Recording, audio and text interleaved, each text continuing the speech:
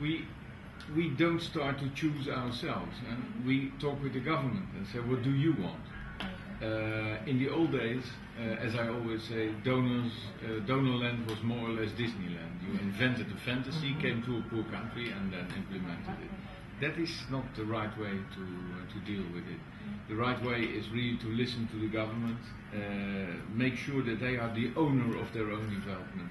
And they gave us the suggestion to come to this province, because it is a poorer province, one of the poorer provinces of Vietnam.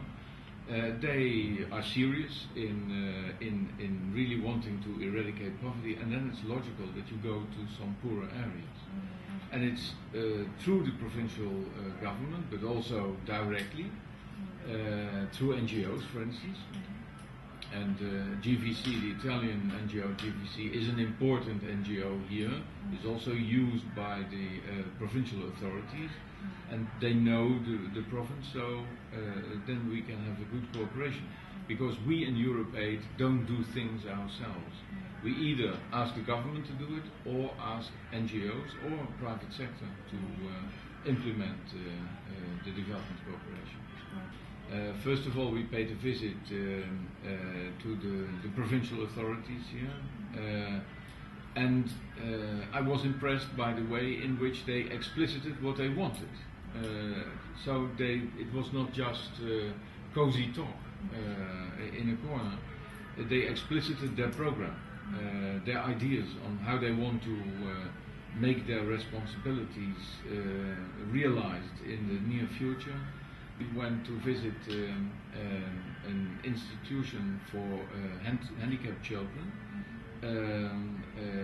There we could officially make the start to a new project, and that project is intended to upgrade the facility that is there, to reinforce the capacities, but also give some more material for treatment of the children there.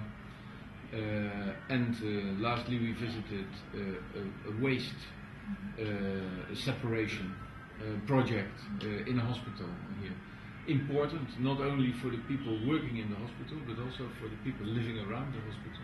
Because until now, the waste was not treated in such a way that people were protected from the negative consequences of contacting the waste. So now there's an oven, an incineration installation.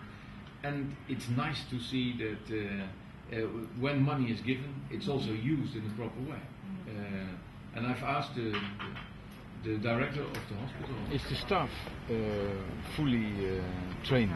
Nhân viên có được đào tạo một cách đầy đủ hoạt động cái. Chúng tôi là toàn bộ nhân viên từ lãnh đạo, từ giám đốc cho đến hộ lý đều được đào tạo theo cái chương trình mà phân loại rác thải.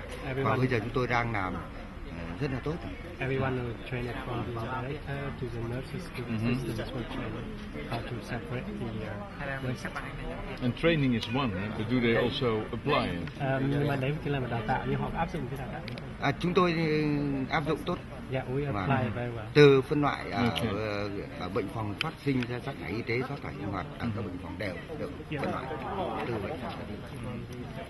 He told me that the first month was difficult because you have to change the way of working of staff, but after a month things are now more in a normal procedure of every day, so people know what to do, and then the money is well used. Well, the whole of Europe, so that is the 27 member states and the European Commission together, will make available something like $970 million next year. So it's almost $1 billion, almost $1,000 million that we will make available. That's for 2008. But everywhere now we have come to the realization that we should use the aid in a more effective and an efficient way. It's not only charity in the interest of the poor people, it's our own interest. If you have a world that is sharply divided in the rich and the poor, then the poor will come to the areas where the rich live. They want to have that wealth as well, and they are entitled in principle to have that. So in order to create a stable world, and a secure world, development must take place everywhere. So that's the self-interest from us. There's also an economic interest.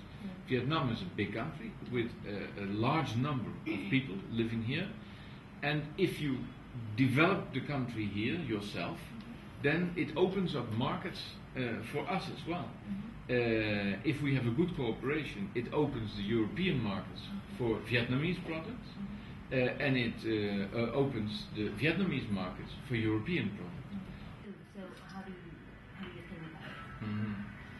Well, if it concerns the use of development cooperation money, we follow that ourselves. We control, we have our delegation here from the European Commission in Hanoi. They have a large finance and contract section, and they follow the money that it is really used and all used for the project involved. So there's not much room for corruption or for disappearance of money in that process. We carefully look at it.